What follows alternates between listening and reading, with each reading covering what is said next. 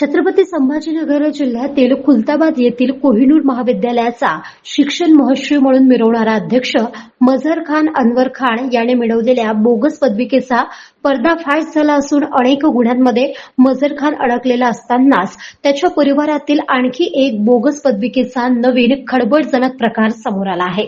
सविस्तर बातमी अशी आहे की खुलताबाद येथील कोहिनूर महाविद्यालयाचा अध्यक्ष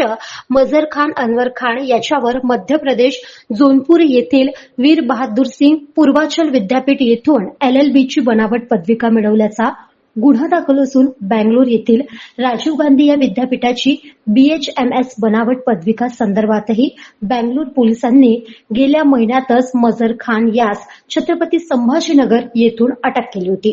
याबाबत बंगलोर न्यायालयाने मझहर खानला पोलीस कोठडी सुनावली होती। सतत वादाच्या भोवऱ्यात असलेल्या मझहर खानवर अनेक गुन्हे दाखल असून याच कोहिनूर महाविद्यालयात सचिव पदावर त्याची पत्नी आझमा इद्रिस खान आणि भाऊ मकसूद अनवर खान हे असून आसमा खान आणि मकसूद खान यांनी पुणे येथील डॉक्टर DY पाटील विद्यापीठाच्या बोगस एमफिल पदविकेच्या आधारे 2021 मध्ये डॉक्टर बाबासाहेब आंबेडकर मराठवाडा विद्यापीठामध्ये PhD साठी प्रवेश मिळविला होता। या एमफिल पदविकेबाबत संभाजीनगर येथील नागराज गायकवाड यांनी डॉक्टर DY पाटील विद्यापीठास विचारणा केली असता या पदविकेचा अभ्यासक्रम आमच्या विद्यापीठात नसून या नावाच्या कोणत्याही विद्यार्थ्यांनी प्रवेश घेतलेला नसल्याचे आणि ही पदविका बनावट असल्याचे पत्र डॉक्टर बाबासाहेब आंबेडकर मराठवाडा विद्यापीठास दिल्यामुळे विद्यापीठाने या दोघांचे प्रवेश तात्काळ रद्द करून बोगस पदविकेच्या आधारे केलेल्या प्रवेशामुळे विद्यापीठाच्या विद्यावाचस्पती विभागाचे उपकुलसचिव यांनी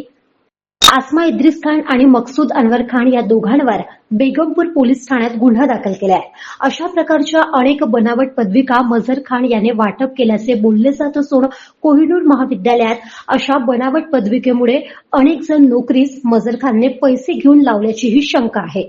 अनेक बनावट पदविकेचा बाजार असलेल्या मझहर खानच्या मागे आका कोण हा प्रश्न येथे निर्माण झालाय। गाव माझा न्यूज करिता राजेश थोरात, खुलताबाद, छत्रपती संभाजीनगर।